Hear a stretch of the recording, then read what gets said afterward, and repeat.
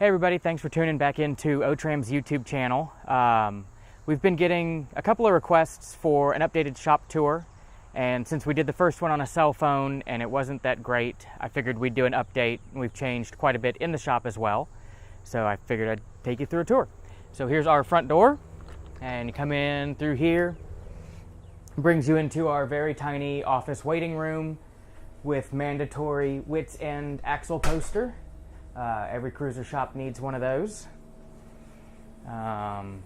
We've got the sweet OTRAMM sign my wife made me for Christmas a few years ago, or got me for Christmas a few years ago. I hate mud, open on the computer. Can't do Land Cruisers without I hate mud. You come through our little dungeon hallway here into the shop. And here's our actual shop space. It's really small, just big enough for Crash and I. Hopefully we're going to take over the other half, but we need to get the race team out of there first. So we try to do what we can with the space we've got. We've got a small parts room, storage room, where we keep new parts, used parts, fluids, all the junk you go through day to day in the shop. We've got our little Burke horizontal mill. I want a big vertical mill, but we don't really use this one enough to justify it.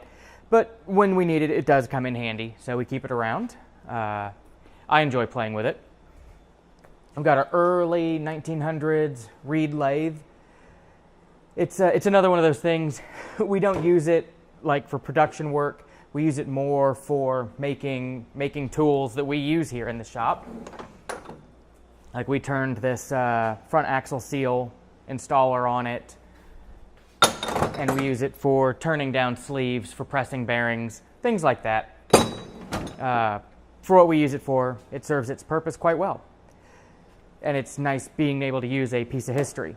And we've got the obligatory Harbor Freight metal cutting bandsaw. Mostly we use it for cutting the stainless exhaust, but it gets to work out on other stuff too. We throw pretty much everything through it. Box of tubing for a couple of sets of stainless exhaust we got to build later this week. Almost forgot our awesome welders. I bought this welder probably close to 20 years ago. It was the first real welder I bought that was new. Millermatic 210, we've got the spool gun for it too, although I never use it. I love this welder, never had an issue with it. It just works. So about a year ago, we picked up one of the new Syncrowave 210 TIG welders to go with it. And again, I love this welder. We picked it up when we started doing the stainless exhaust work because my little lunchbox TIG that I had just wasn't up to the task. This thing has way more features than I know what to do with. It's no Dynasty, but I'm such a basic TIG welder, it does way more than I need it to do. Awesome welder. We've got our main workbench. This is the one I use for building diffs, building transmissions, carburetors, whatever. We've got some of the tools that don't really store well elsewhere stuck up there, and then we've got drawers of random stuff. We got our wits end caster press tool with the wits end land tank template for doing the caster bushings, and then just a bunch of random seal drivers. You got the ultimate 2F clutch alignment tool when you've just got an old input shaft.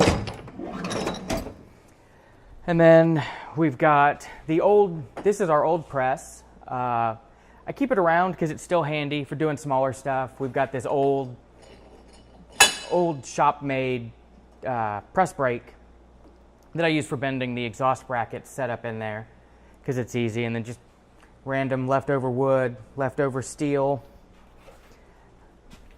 random bucket of bearings, used ones. We've got our drill press. I need to upgrade this one to a better one, but it's still running, so we'll keep it around.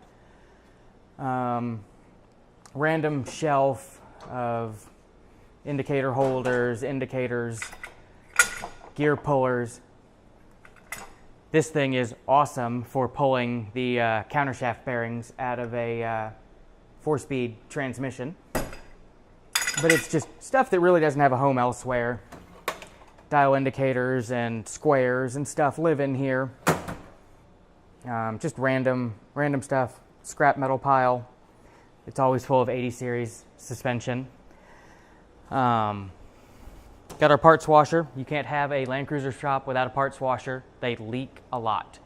And we discovered this a few weeks ago. It's the foaming attachment for this. This thing is awesome for doing 80 series oil pump cover leaks. Cleans up everything nice before you get in there. JD Squared Model 32 tubing bender with Swag Off-Road billet adapter. Haven't used this much yet. I had a Model 3 years ago. It got sold during one of the times I moved.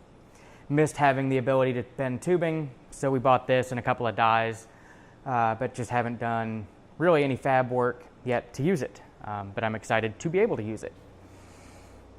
Random 200 series rear bumper, the axle housing that goes with the diff that's over on the bench to be rebuilt. Old FJ40 disc brake housing that we robbed the knuckles off of to disc brake convert an older 40. And then there's the drum brakes that came off of that 40. One of our FJ62 stainless exhaust systems. This is the fixture for doing the muffler and tailpipe section. We do them pretty regularly, so I haven't actually gotten around to putting it back up on top of the parts room yet. The 80 series stuff is sitting up there still. One of my new favorite tools in the shop, our big automatic parts washer. You can wheel this thing out, put a whole engine block, transmission housing, whatever you want in here. We've got a tree and a small parts basket. You can load up a whole set of knuckles in here, run it a couple of cycles, and they come out spotlessly clean. It's hot water with soap in it, with power washers. I love this thing. It makes life so much easier. And Crash loves it too because he's not scrubbing knuckles. We've got our shop refrigerator with a fuel injector cleaner test rig on top.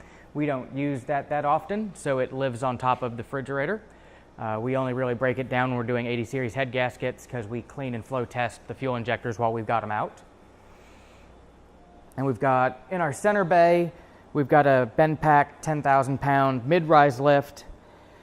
I really like this lift for doing 80 suspension. They just feel really stable on it. They don't rock like they do on the two-post. The only downside is you can't really rack a 40 series on it. It wants to hit the wheels as it comes up. And we've got this lift in the center instead of a two-post because our third bay doesn't have a bay door behind it. So you've got to be able to come sideways through the middle to get over here to the center. So we've got to be able to drive over this lift in order to use this spot. And you can come over here. We've got our shelf of more just random pullers, test equipment, random stuff like that. Oop. I really like this. I got it off eBay. It's the old school factory Toyota scan tool. We've also got a laptop that's running TechStream on it for the newer stuff, but this one gets used most often for what we do. So it's just all the tools that came in cases that you can't really find a good way to store. And we've got our power brake bleeder, a really cheap Chinese plasma cutter that doesn't work well, but it works well enough for 200 bucks.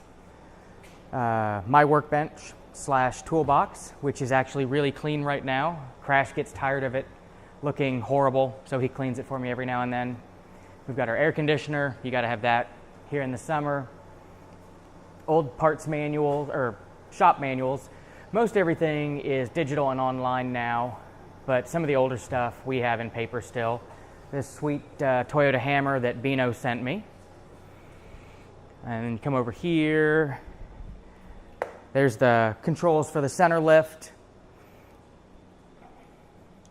And we've got our this is the new big shop press that I built a couple of months ago. It's 50-ton electric over hydraulic.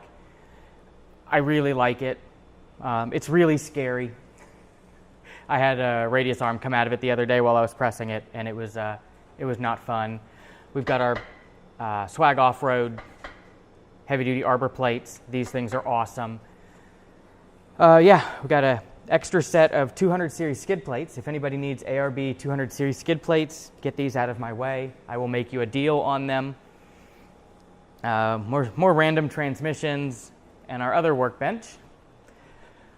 And then we've got Swag Off-Road 50-inch press brake to go in this press. That's why I built the press so big, was to fit the press brake, and then we just beefed it up a little bit because we've only got the center ram instead of the 2 rams Swag recommends using. We've got our ultrasonic cleaner for cleaning carburetors. Cheap Harbor Freight disc grinder. It was cheap, it's Harbor Freight. It actually works well, I like it. Little sandblaster, we use it mostly for cleaning up the rear caliper slides. It's easier to sandblast them clean than to get in there with a file and clean everything out. Used motor oil, used antifreeze, just the stuff that you can't get away from having in a shop. And then all of our test leads hung up over here out of the way, just so they're out of the way. Topside creeper, transmission jack, engine stand, engine lift, all the random stuff that you need but don't use often, so we just scoot it over here out of the way. We got Crash's toolbox. It's full of stickers to label what tools are in it, but there's no actual tools in it, just stickers to tell you what's in it. And then our 2-post lift over here. This lift came with the shop. I absolutely hate it. It flexes, it wiggles, it shakes. I want a Mohawk to go in its place. I just don't really want to spend the money yet. The goal is to eventually take over the other half of the shop, and if we do, we'll move this one over there and put a Mohawk over here so we actually have a decent lift for the everyday work. This one serves its purpose. I don't like it. We've got an 80 series exhaust kit. We built this one for a customer a couple of months ago, and then they ended up not going through with the order. So if anybody needs an 80 series stainless exhaust setup, catback, we've got one already built and sitting on the shelf, so you don't have to wait for the lead time. And then we've got our welding jig table. I love this thing. Right now we've got a FJ62 downpipe fixture on it because I've got to build a couple of those exhausts this week. But this thing's great. You clamp to it, it's heavy, roll around, beat on it. We got all our clamps hung on the back, and then just, random measuring and machining stuff. All my TIG junk down here. Just really handy shelf. Grinder rack on the side with the Metabo grinders. I love my Metabo grinders. And then our air compressor. It was kind of salvage. It didn't run when we got it. We threw a new motor on it. Runs great. It's nice to have a real air compressor. But anyway, that's the OTRAMM shop. It's a small space. We do what we can with it, and we enjoy working out of it. And hopefully one of these days we'll double our size and move into the shop next door. So anyway, I hope you found that insightful. If you did, please subscribe below, and we'll see you next time. Thanks.